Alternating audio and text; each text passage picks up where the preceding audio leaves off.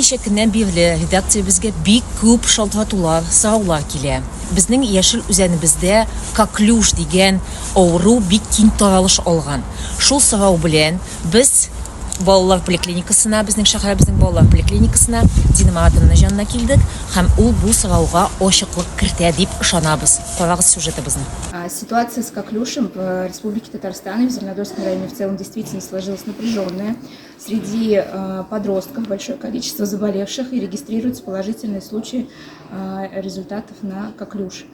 С чем это связано? Это связано как и с сезонным подъемом заболеваемости ОРВИ, так и с снижением иммунной прослойки населения, сезонным подъемом заболеваемости ОРВИ, с увеличением диагностики этого заболевания, так как более доступны стали методы диагностики на настоящее время.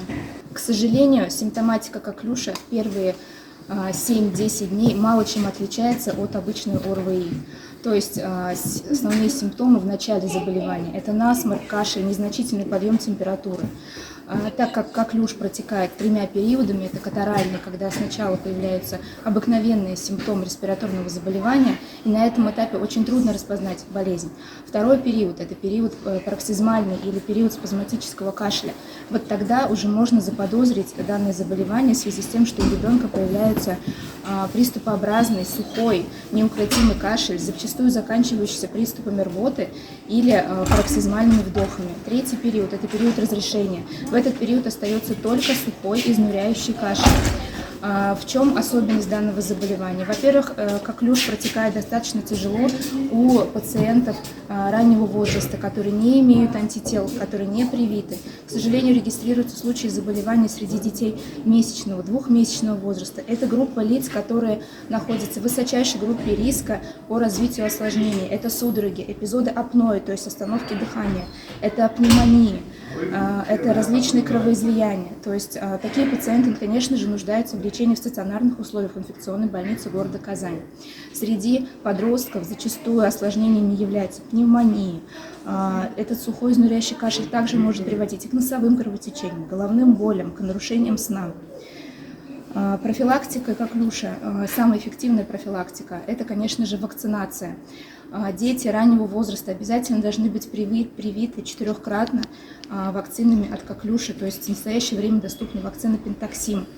К сожалению, среди родителей распространяются мнения о том, что прививки не важны, но в случае коклюша настоятельно не рекомендую отказываться от данной вакцинации.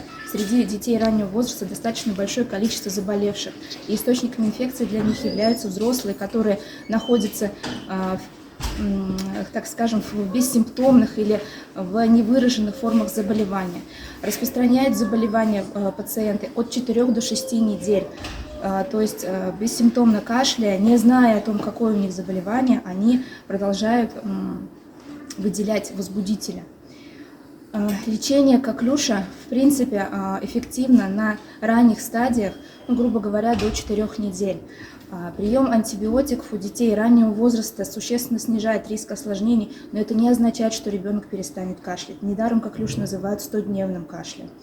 Среди взрослого населения прием антибиотиков и также среди подростков прием антибиотиков может существенно снизить риск распространения данной инфекции, но опять же симптомы никуда не уйдут. Да, можно применять противокашлевые препараты, можно применять антигистаминные препараты, но в любом случае кашель не пройдет.